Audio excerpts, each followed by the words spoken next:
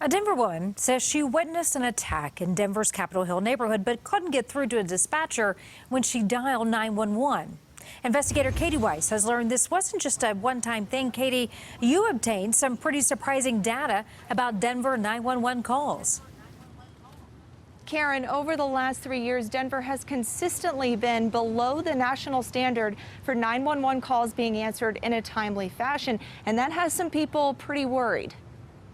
I was in a situation that could have potentially been pretty, scary, and I just couldn't get through to anyone. Alexis DeGiulio couldn't believe her eyes Sunday night when she witnessed this assault. Alexis tells me she was eating dinner across the street when she saw a homeless man throwing trash into the middle of the street. She says a woman tried to confront him, but he punched her in the face.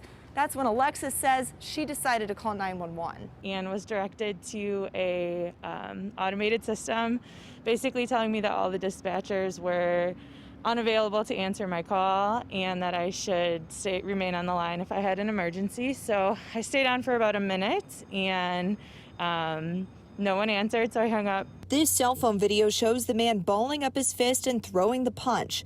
Alexis tried calling back 2 more times and still got the automated hold message. It could have been worse, right? And if I really needed some help at that point, I wouldn't have had it. This isn't a new problem. This is Denver 911. Do not hang up. Stay on the line for the next available agent. CBS4 Investigates reported back in 2017 that low staffing and out-of-date technology made some people calling 911 have to wait on hold for more than 2 minutes before speaking to a real person. The National Fire Protection Agency standard is for 95% of calls to be answered in 15 seconds and 99% of calls to be answered in 40 seconds. In Denver, over the last 3 years, only about 92% of calls were answered in 15 seconds and only about 97% of calls were answered in 40 seconds. In 2018, nearly 70,000 calls were not answered immediately. In 2019, more than 54,000 calls were not answered immediately. And so far in 2020, more than 22,000 calls were not answered right away. It makes me nervous because what could be happening next time? I think it's important to know that someone's going to be there to help us out if we really need it. And Denver 911 says when Alexis was trying to call 911 Sunday night here in Capitol Hill, the agency was actually experiencing some of the highest call volumes during that particular hour than it had throughout the entire day.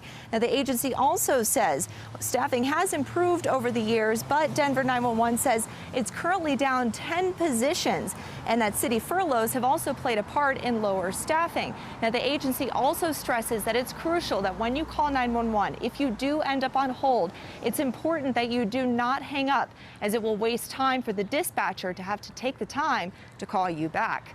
Reporting live in Capitol Hill, I'm Katie Weiss, covering Colorado First. Thank you, Katie. We got the story from a viewer like you, so email us your story and ideas through cbsdenver.com, or you can call us at 303-863-TIPS.